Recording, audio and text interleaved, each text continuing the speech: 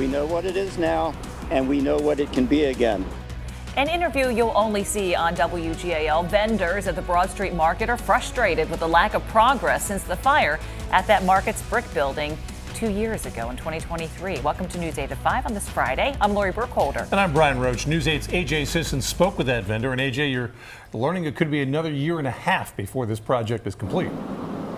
Brian, Lori, maybe 2 more full years before vendors can go back to having a permanent space. And when I spoke with Leon at Two Brothers Barbecue, he says vendors are losing millions and even paying more to be in this white tent.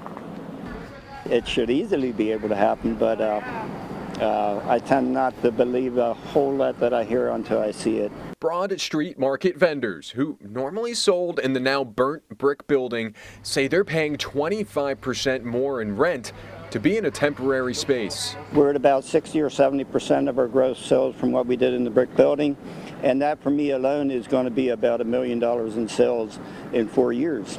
Samuel Glick, who goes by Leon at Two Brothers Barbecue since 2010, tells News 8 vendors feel they have not gotten the help they need, like upgrades to their temporary tent and replacing their permanent building. I don't know if the city doesn't recognize or if there's no one that cares enough, but we are now at 2 years.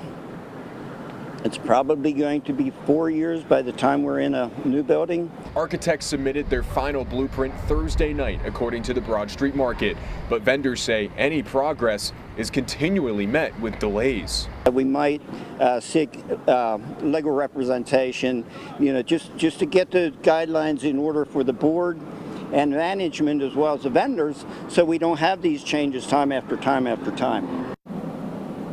Now here at the tent, they have upgraded the air conditioning unit, but when my photographer and I arrived to speak with Leon at Two Brothers Barbecue, one of the Broad Street Market representatives actually followed us in there, and we asked him, hey, can we get a response to this reconstruction and to any of the delays or all these plans that have been in place? We'll have more on that coming up at 6. In Harrisburg, AJ Sisson, News 8.